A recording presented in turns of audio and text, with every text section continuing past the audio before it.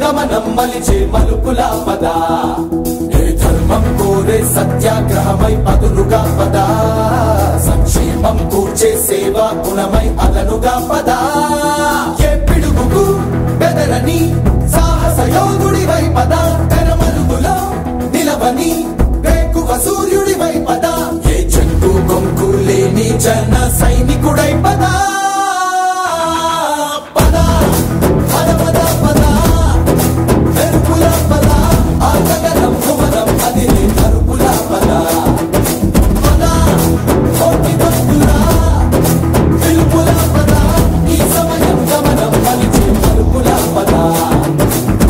రాహువు పట్టిన పట్టొక సెకండ్ అఖండమైన లోక బాంధవుడు అసలే లేకుండా పోతాడా?